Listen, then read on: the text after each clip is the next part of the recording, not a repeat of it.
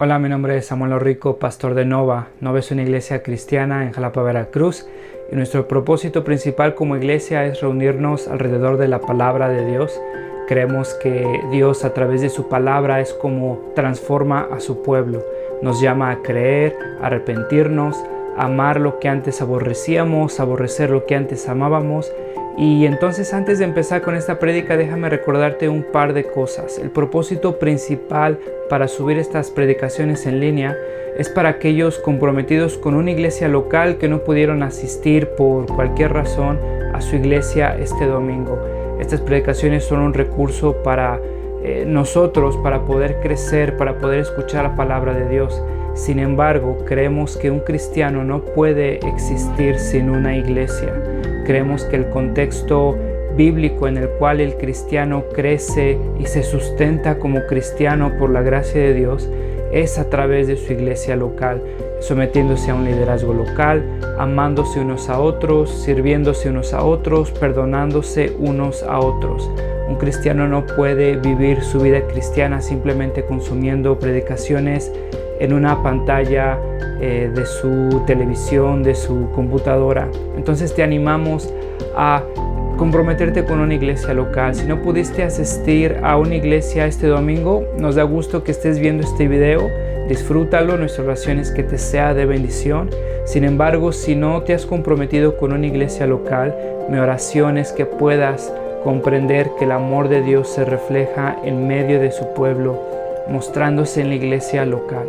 Nuestra oración es que Dios siga transformando nuestro país, que el Evangelio siga siendo proclamado, que la sana doctrina siga expandiéndose en nuestras iglesias y cada vez más cristianos podamos adorar a ese Dios soberano que nos ha mostrado su gracia a través de Cristo a pesar de lo que somos. Estamos, mi esposa y yo, en el proceso de inscripción con nuestros hijos.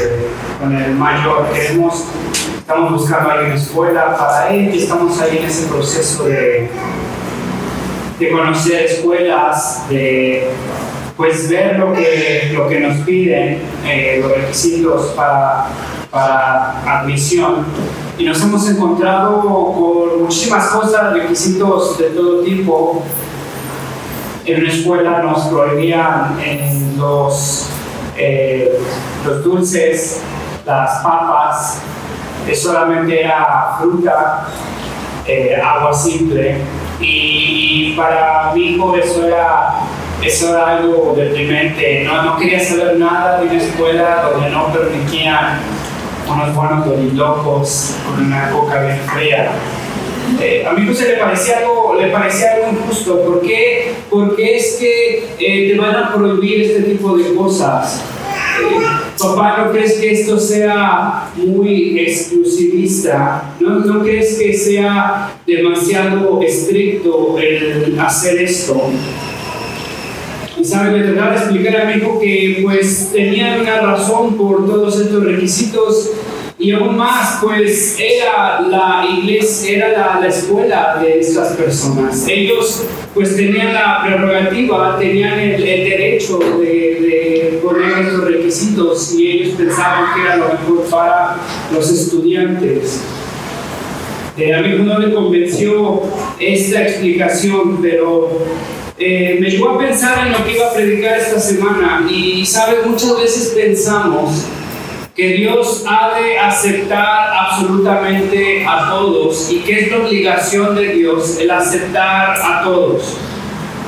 Pero sabes, cuando vemos en la Biblia que Dios acepta a personas y rechaza a personas, nos damos cuenta que entonces es la prerrogativa de Dios, porque es su gloria, es su creación. Es su prerrogativa de aceptar a unos, de rechazar a otros, manteniendo su justicia y su misericordia. Ahora sabes, la Biblia dice que Dios se opone al soberbio, pero que acepta al humilde. Versículo tras versículo vemos que Dios se opone al soberbio, pero exalta al humilde. Y sabes, si te hago una pregunta el día de hoy, ¿sabemos lo que es humildad?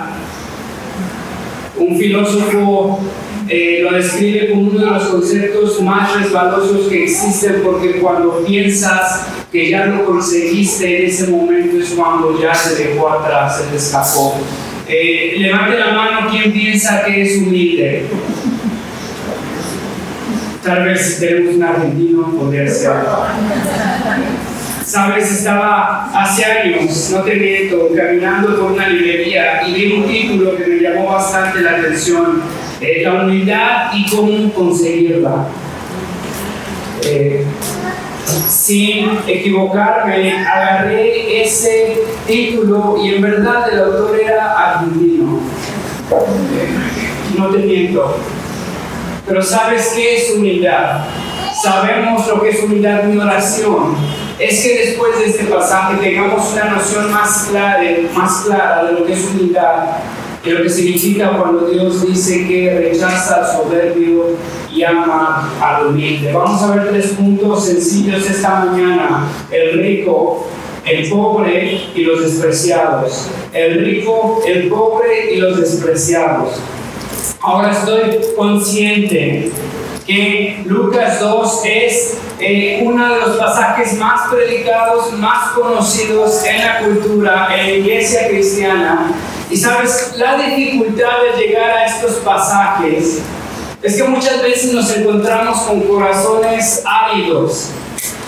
Sabes, hemos escuchado tanto este pasaje que pensamos que lo conocemos y llegamos a aburrirnos de lo que jamás debería de aburrirnos. Y mi oración esta mañana, junto conmigo, junto con mi corazón, es que Dios nos sorprenda una vez más al ver la encarnación de nuestro Señor, la humildad de nuestro Dios. Quiero repasar una vez más contigo la prédica de la semana pasada. ¿Te acuerdas? Vimos promesa cumplida, promesa aprobada, promesa reconocida. Dios cumple sus promesas. Las promesas de Dios son probadas en nuestras vidas y nos damos cuenta si son convicciones o simplemente son preferencias culturales, religiosas, un conservadurismo político. Las promesas son reconocidas. Zacarías reconoce que Dios cumple sus promesas y sus promesas son para su gloria, no para nuestra gloria. ¿Te acuerdas? Son para su gloria, no para nuestra gloria, para su propósito, no para el nuestro. Y sus promesas entonces son para animarnos a nosotros y darnos la promesa de que lo podemos servir para siempre. Ahora llegamos al capítulo 2. Y Dios está cumpliendo sus promesas. Porque te acuerdas lo que dijimos la semana pasada: Dios cumple sus promesas. Y cuando María entonces se le da la noticia de que había de dar a luz, María entonces canta. Y cuando vimos que María canta, y entonces nos da la promesa que Dios ha de exaltar a los humildes y ha de quebrantar a los soberbios. ¿Te acuerdas? Esto es lo que vemos en este pasaje en Lucas 2. Ve conmigo el primer punto: el rico, versículo 1. Fíjate lo que dice: por aquellos días Augusto César decretó que se levantara un censo en todo el imperio romano.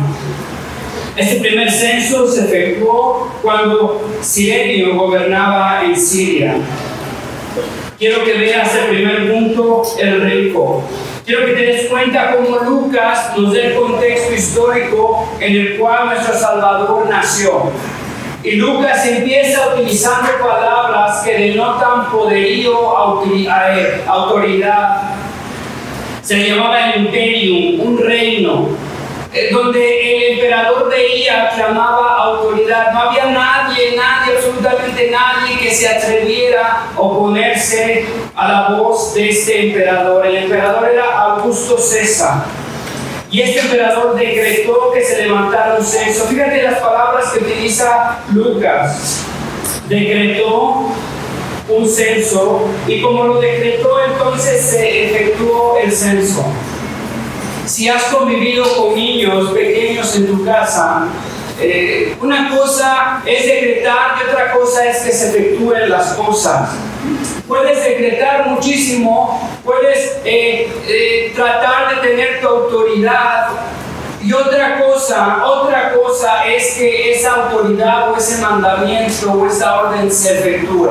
Pero fíjate, Lucas nos está dando una visión, una idea de lo que es la voz de este emperador. Augusto César decretó que se levantara un censo, no nada más en Judea, sino en todo el imperio romano, que abarcaba todo el este de lo que conocemos, todo el oeste de lo que conocemos, el continente Europa, el continente asiático. Fíjate, entonces decretó, se efectuó, había un gobernador, y ese gobernador estaba sobre todo el pueblo judío. Ahora este emperador, te quiero contar un poco de este emperador para que entiendas lo que el autor nos está tratando de hacer ver. Tenemos a un bebé indefenso, a un bebé nacido en la pobreza, de papás pobres. Ahora Lucas nos está enfocando el lente, nos está enfocando la cámara en algo que no tiene que ver con pobreza, ni con austeridad, ni con humildad. Nos está enfocando la cámara en una persona que es rica, poderosa. Augusto César, nacido Cayo Octaviano. Es llamado Augusto, es un título que significa venerable, majestuoso. Y recibe este título en el año 27, antes de que Cristo naciera, cuando triunfa sobre Marco Antonio y Cleopatra. Si te gusta la historia, hubo una historia romántica de amor entre un romano, un general romano, heredado, dispuesto, nacido, criado para heredar el trono de Roma. Sin embargo, se enamora de una egipcia, Cleopatra. Cleopatra era la reina de todo Egipto en ese entonces. Marco Antonio decide dejar su trono para entonces vivir con Cleopatra. Pasan unos años después y ahora Marco Antonio decide con Cleopatra agarrar todo el ejército y tratar de invadir Roma. En ese entonces Roma era liderado por Cayo Octaviano. Hay una batalla importantísima, la batalla de Actium, donde Marco Antonio con Cleopatra tiene 500 naves, 70.000 soldados. Octaviano solamente tiene 400 naves, 80.000 soldados. Sin embargo, Octaviano logra triunfar sobre Marco Antonio y sobre Cleopatra. Ahora Octaviano ha derrocado a dos potencias mundiales grandísimas. En este entonces, en el año 27, no había nadie que se opusiera a este hombre Octaviano, y por eso recibe el título Augusto. Y el título Augusto entonces significa venerable, majestuoso. No solo era Augusto, sino también era César, que significa supremo comandante. La leyenda dice que este hombre tan solo tenía unos escasos 20 años cuando pudo en una batalla matar a un elefante con sus propias manos. Antes se le decía a los elefantes Quesae. Desde a partir de ese momento se le llamó César en honor a ese hecho. Era un hombre fuerte, aguerrido, elocuente, aparentemente apuesto. Tenía todas las riquezas habidas y por haber. Fue el fundador del Imperio Romano. Fue el primer emperador reconocido. Pudo unificar todas las provincias romanas que estaban en el oeste o en el este. Era el gobernante indiscutible. Era miembro de la Ordo Ecuestre, era un grupo de soldados élite donde muy pocos ingresaban. Su vestimenta era púrpura de esta sociedad élite, una vestimenta púrpura que los identificaba como guerreros élite, como lo mejor de esa sociedad. La gente lo reconocía como un agente divino, como un Dios soberano. Hay una inscripción en su tumba donde dice: Divino Augusto César, Hijo de Dios, Emperador de la tierra y del mar, benefactor y salvador del mundo entero. Tenía un poder total sobre las legiones romanas. Tenía un poder indiscutido. Decreta y crea la Pax Romana o la Paz Augusta, y no porque era un hombre noble, sino porque no había nadie que pudiera igualar su poder. A partir de 2 siglos, a partir de ese momento hasta 2 siglos después, no hubo nadie que pudo igualar su poder, que pudo incrementar las fuerzas como él tenía. No hubo nadie que alzó la mano y dijo: yo voy a oponer el reino de este hombre. Por eso hubo esta paz augusta o esta paz romana, Por 2 siglos no hubo nadie que se igualara a este hombre en poderío, en fortaleza. Fundó la Guardia Pretoriana. Roma fue construida por él. Fue tanto su fama, fue tanto su poderío, que el mes sextilis, el mes sexto, se le llamó en su honor, y hasta el día de hoy incluso nosotros honoramos a Augusto cada agosto, ¿no es cierto? En este tiempo, Lucas nos dice, sabía quién era este hombre, y dice: por aquellos días, Augusto César, el venerable, el majestuoso emperador, decretó que se levantara un censo en el Imperio Romano, y se ejecutó este censo. Versículo 3: así que todos iban a inscribirse, cada cual a su propio pueblo. ¿Te das cuenta de la obediencia de estos pueblos?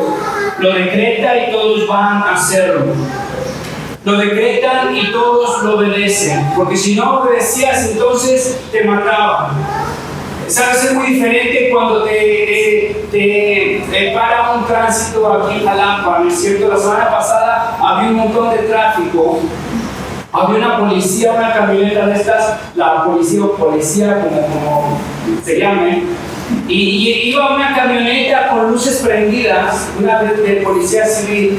Y sabe lo interesante es que nadie, absolutamente nadie le hizo caso. Y esa es parte de nuestra cultura, ¿no es cierto?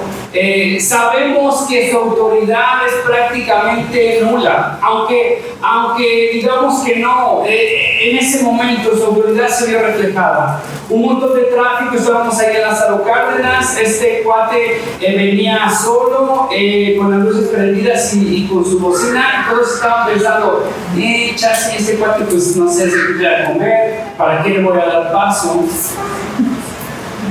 No es igual a lo que estamos viendo en este entonces. El emperador decreta algo, el pueblo obedece. Lucas nos trata de hacer ver con estas palabras el poder que tiene este hombre, la jerarquía, la influencia que tiene. Este hombre fue a hacer una encuesta en todo su imperio, quería censar a todos.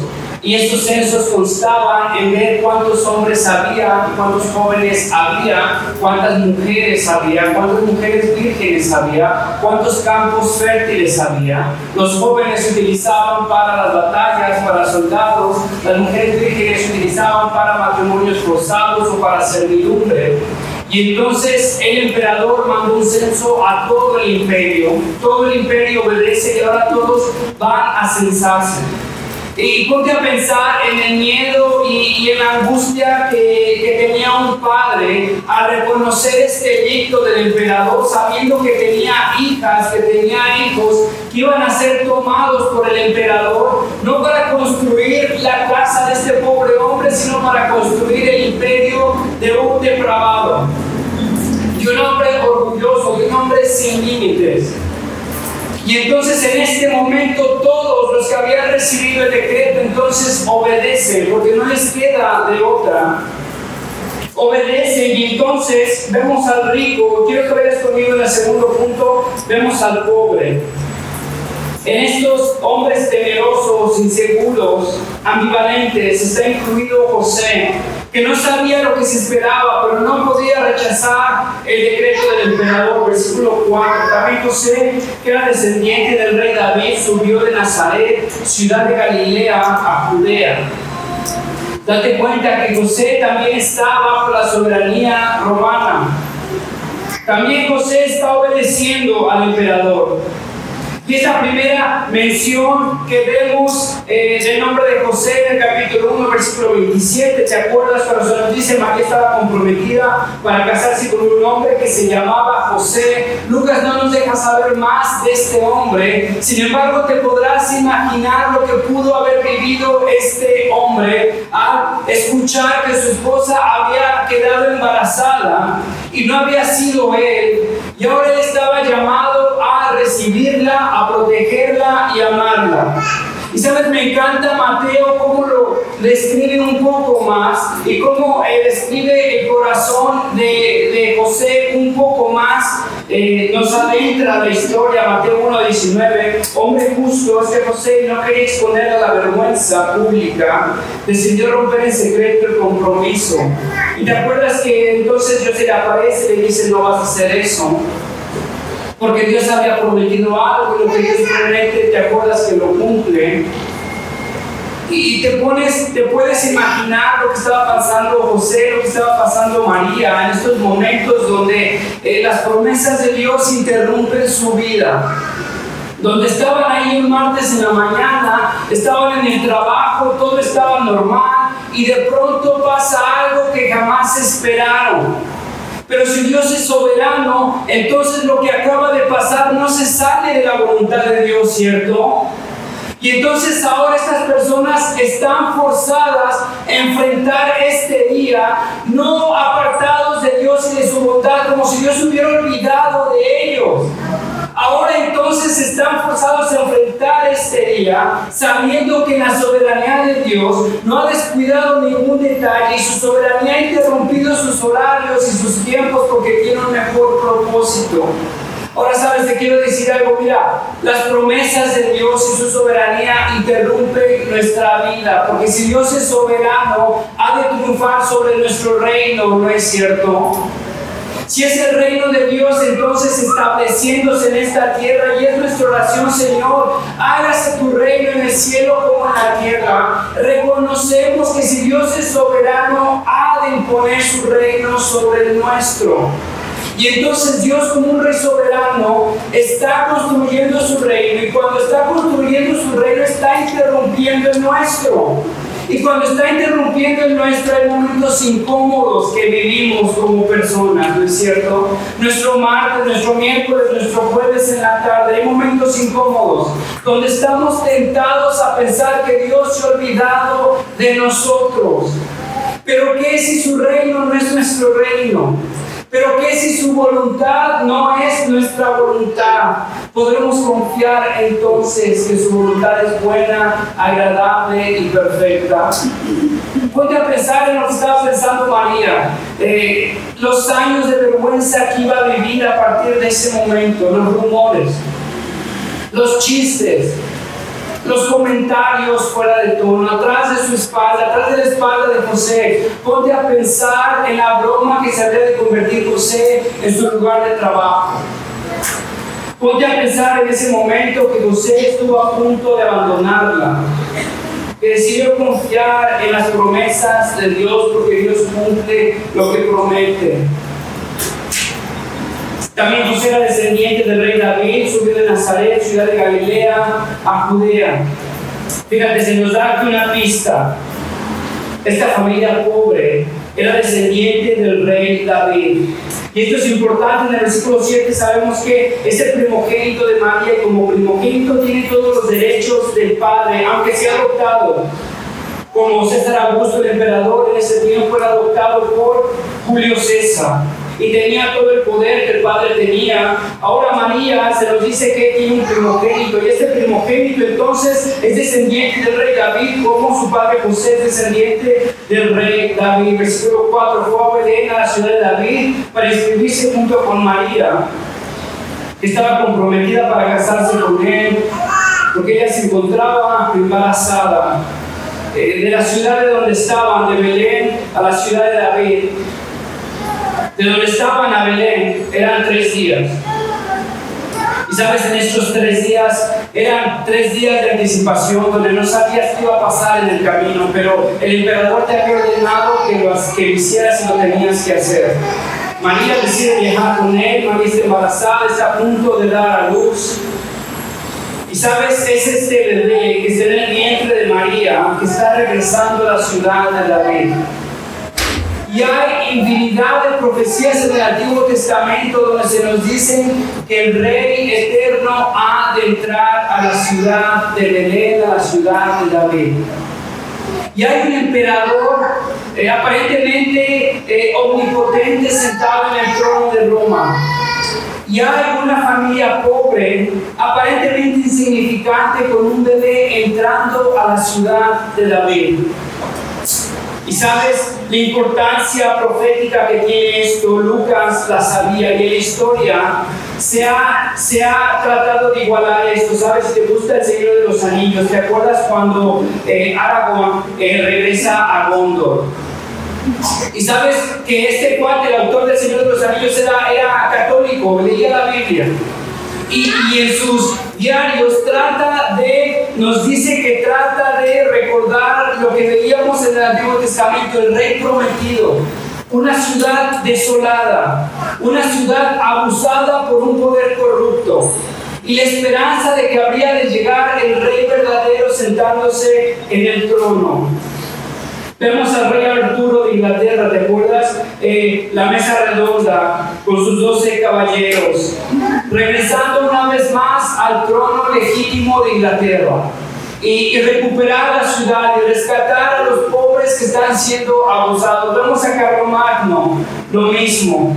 Nuestro corazón anhelando lo que vemos en la Biblia. Vemos a este bebé indefenso, pobre, entrando a la ciudad de David, a la ciudad prometida, a punto de sentarse en el trono que le correspondía cuando un emperador está en el trono.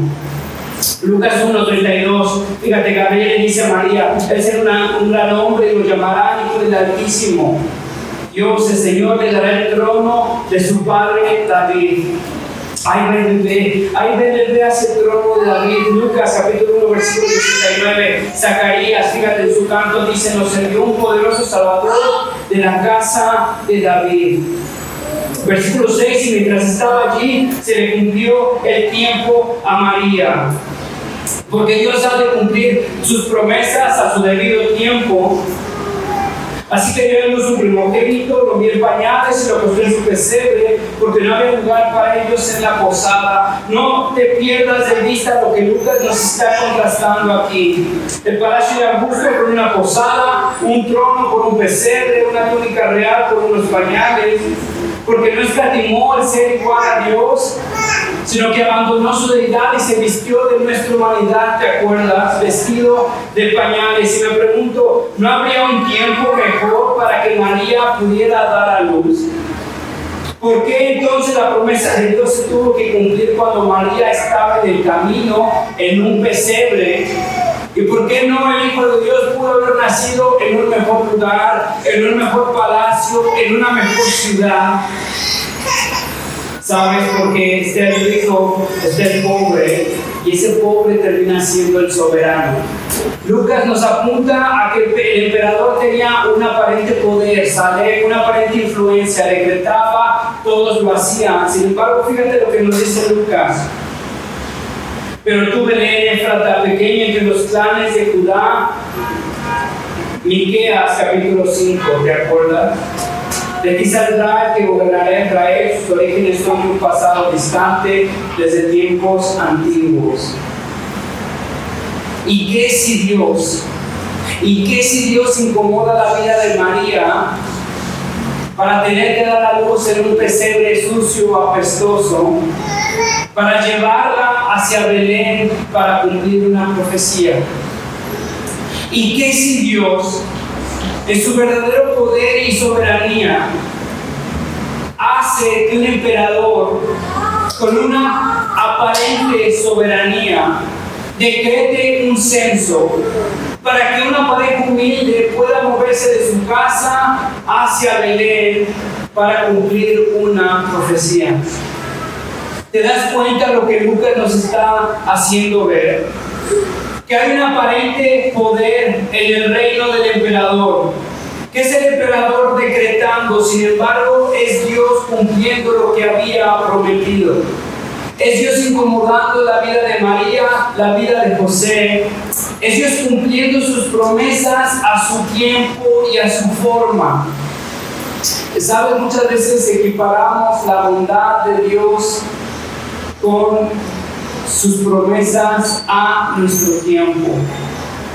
Y entonces pensamos que si Dios es bueno, ha de cumplir lo que prometió a su tiempo. Aunque la verdad, ¿sabes? Lo he dicho tantas veces, como no sabemos las promesas de Dios, nosotros nos prometemos a nosotros mismos cualquier cosa y equiparamos la verdad, la bondad de Dios con el cumplimiento de nuestras promesas a nuestro tiempo. Y me prometo un buen trabajo. Y me desespero porque Dios no me da un buen trabajo a mi tiempo y a mi forma. Y me prometo una vida saludable. Y me desespero porque Dios no me da una vida saludable a su tiempo, a mi tiempo y forma.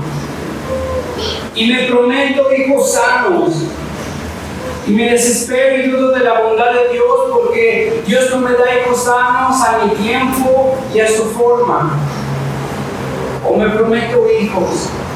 Y dudo de la bondad de Dios porque Dios no me da hijos a mi tiempo y a su forma. ¿Te das cuenta que Dios está incomodando la vida de estas personas para cumplir sus promesas a su tiempo y a su forma? ¿Habría un mejor tiempo para tener un hijo? No lo dudo. ¿Habría un mejor lugar? Claro que sí. Pero si Dios habría de mover a un emperador para mover a una pareja a ir hasta Belén y cruzar 3 días para cumplir una profecía, ten por seguro que lo va a hacer porque Dios cumple lo que ha prometido. Pero tú, Belén, Éfrata, pequeña entre los clanes de Judá, de ti saldrá el que gobernará Israel. Sus orígenes son de un pasado distante, desde tiempos antiguos. Déjame ir al tercer punto, al último punto. Vemos el rico, vemos el pobre, vemos los despreciados. Versículo 8, en esa misma región había unos pastores que pasaban la noche en el campo, turnándose para cuidar su rebaño. Ahora estos pastores eran de lo más humilde que te podías imaginar. Estos pastores eran rechazados, eran considerados impuros. Si has estado alguna vez en el campo o en un rancho, te darás cuenta de todo lo que se tiene que hacer para cuidar a un animal. Y muchas veces tocas cosas que no quieres tocar. Y hueles cosas que no quieres oler y pisas cosas que no quieres pisar, pero lo haces porque estás al cuidado de un animal y eso es lo que tienes que hacer día a día. Y sabes, estas personas no eran de lo mejor parecidas, no tenían la mejor educación, tenían un malo vocabulario, eran personas que se dedicaban al campo. Eran personas que olían al campo, que olían a sudor, a tierra, a estiércol, que estaban manchados de animal. Eran personas que no podían entrar a la ciudad. Y si querían entrar a la ciudad tenían que pasar por un proceso de purificación. Eran personas que no podían entrar al templo. No podían ofrecer tal cual porque estaban impuros. Habían tocado cosas que estaban prohibidas tocar para un judío. Vivían afuera de la ciudad. Hacían el trabajo que nadie quería hacer. No tenían tiempo para estudiar, no tenían tiempo para leer, tenían tiempo para trabajar. Estas personas incultas, impuras y despreciadas, olvidadas afuera de la ciudad, nos dice Lucas, que fueron visitadas por Dios. Había unos pastores que pasaban la noche en el campo turnándose para cuidar su rebaño. Otra promesa cumplida. Fíjate, María había cantado de sus tronos de recuerdos poderosos, mientras que ha exaltado a los humildes. Me pregunto, ¿dónde estaba el emperador? ¿Por qué no fue Dios a visitar al emperador? ¿Por qué no fue Dios a pedirle un favor al emperador, a avisarle que había nacido el rey? ¿Dónde estaban los fariseos o los sacerdotes o los eruditos religiosos? Ni en cuenta. Dios llega, visita a pobres pastores apestosos, incultos, despreciados. Versículo 9, sucedió que un ángel del Señor se les apareció y la gloria del Señor los envolvió en su luz y se llenaron de temor. Una vez te digo, una vez más te repito, Dios se aparece en lo ordinario. ¿Qué estaban haciendo los pastores? Fueron a un monte a quemar incienso, a meditar, subieron la Chichén Itzá, esperaron al eclipse ¿Qué estaban haciendo los pastores? Estaban vestidos de blanco. ¿Qué estaban haciendo? Estaban trabajando. ¿No es cierto? Estaban haciendo lo que tenían que hacer. Es Dios en su bondad interrumpiendo nuestra monotonía. Es Dios apareciéndose a tu vida un lunes en la mañana, un miércoles en la tarde, mientras estás haciendo lo que estás llamado a hacer.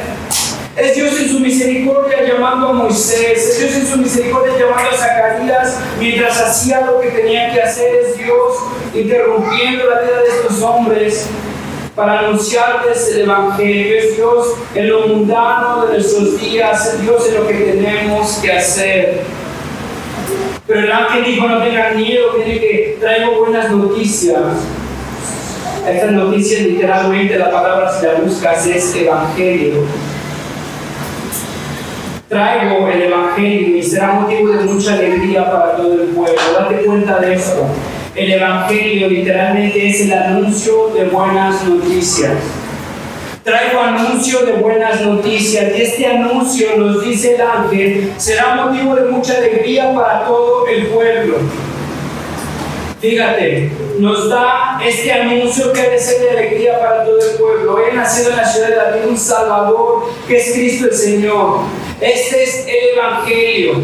Es la declaración, el anunciamiento de lo que Dios ha hecho en Cristo a pesar de su creación para unirnos una vez al Padre y perdonarnos de nuestros pecados. Ese es el Evangelio.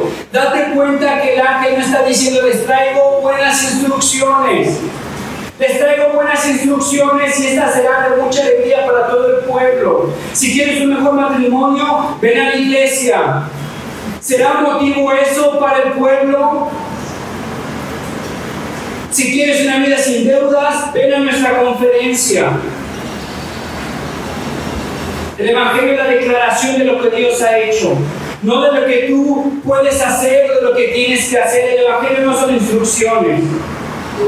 El ángel no vino a anunciar el Evangelio de no robes, no mientas. El Evangelio es el anunciamiento de que hemos robado y hemos mentido y estamos separados de la gloria de Dios y nos merecemos el merecido castigo de Dios. Sin embargo, tenemos un Salvador. Y ese Salvador es aquel que nos rescata del control del pecado, de la tiranía del pecado, nos rescata de la condenación del pecado. Date cuenta que el Evangelio no son buenos consejos, no son instrucciones. Es la declaración, el anunciamiento, las buenas noticias. Que ha nacido en la ciudad de David como Dios lo había prometido. Un Salvador que nos ha de rescatar de la tiranía y del poder del pecado, del control del pecado, de la condenación del pecado. Y este es el Cristo, el Rey prometido, el ungido de Dios. El Señor es soberano. Se ha de sentar en el reino y no te va a pedir permiso. Ha de hacer su voluntad y ha de interrumpir la tuya. Ha de establecer su reino y ha de quebrantar el tuyo. Su reino es mejor, su reino es más manso, más misericordioso que el nuestro, porque es el Salvador y es el Cristo. Y esto les servirá de señal: encontrarán un niño envuelto en pañales y acostado en un pesebre, y Dios cumple sus promesas. Versículo 16, los pastores encuentran lo que habían dicho los ángeles, fueron deprisa y encontraron a María y José y al niño que estaba acostado en un pesebre, justo como Dios lo había prometido, porque sabes, ¿te acuerdas? Dios cumple sus promesas. Vemos en el versículo 13 a 14, los ángeles adoran. Gloria a Dios en las alturas y en la tierra paz a los que gozan de su buena voluntad. Déjame regresar a mi introducción. Fíjate lo que dice aquí los ángeles. Gloria a Dios en las alturas y en la tierra paz a los que gozan de buena voluntad. ¿Quiénes son los que han de gozar del amor de Dios, de la paz de Dios? Los que gozan de su buena voluntad. ¿Y quiénes son los que gozan de su buena voluntad? ¿Todos? Cristo vino a salvar a todos.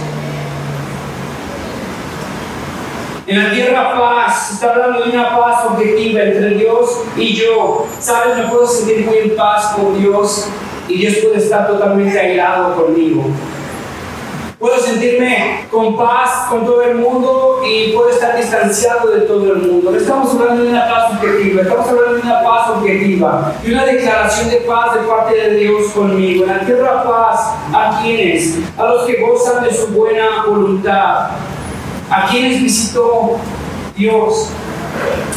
A los pobres, a los humildes, a los apestosos, a los incultos. Salmo 138:6, porque el Señor es excelso y atiende al humilde, mas al activo conoce de lejos. Jeremías 5:31, he aquí estoy en contra de ti, arrogante, declara el Señor, Dios de los ejércitos, porque ha llegado tu día, a la hora en que te castigaré. Sin ser fervuzón, fíjate que lo dice la humildad, no es simplemente sentirse pequeño e inútil, es reconocer lo grande y glorioso que Dios es, y reconocer lo que soy bajo esa luz. Sabes, ser humilde no es andar diciendo lo pequeño que eres. A nadie le interesa saber lo pequeño que eres, todos sabemos lo pequeño que soy. No necesitamos una obsesión enfermiza con lo malo que soy, con lo imperfecto que soy. Esa es una soberbia disfrazada de una humildad vana, ¿no es cierto? Fíjate, es reconocer lo que somos delante de lo que es Dios. Es reconocer nuestra desnudez, nuestra pobreza y reconocer quién es Dios. Es reconocer que Él es capaz y yo no soy capaz. Es reconocer que Él es misericordioso y yo soy un pecador. Versículo 15, cuando los ángeles se fueron al cielo, los pastores se dijeron unos a otros, vamos a Belén a ver esto que ha pasado y que el Señor nos ha dado a conocer. Date cuenta de la unidad y la obediencia de estos pastores. Fue lo que hicieron. Lo primero, cuando los ángeles se fueron, los pastores se dijeron unos a otros, vamos a Belén. Versículo 16, así que fueron deprisa y encontraron a María. ¿Sabes? Unidad es creer en las promesas de Dios. ¿Quieres una definición de humildad? Confiar en las promesas de Dios, no en mi capacidad, no en mi elocuencia, no en mis ahorros, no en mi justicia. Estos pobres hombres incultos, apestosos, rechazados, recibieron la promesa de Dios y la creyeron. Y fueron deprisa y encontraron a María. ¿Cuánto tiempo les habrá llevado a encontrar a María y a José? No lo sabemos. Pero su fe era tal, su humildad era tal, que lo buscaron porque lo creyeron. Dios les había dicho y Dios cumple sus promesas. Vieron al niño y contaron todo lo que le habían dicho acerca de él. Los pastores, ¿sabes? Un comentarista dice que son los primeros evangelistas del Nuevo Testamento. Y quiero que notes algo. Los pastores estaban compartiendo lo que amaban, aquello que les emocionaba. ¿Sabes? Los pastores no atendieron a una conferencia de evangelismo. No necesitaron ir a una conferencia de evangelismo. ¿Sabes por qué? Porque los pastores no podían evitar sino compartir aquello que atesoraban, aquello que les emocionaba. ¿Sabes?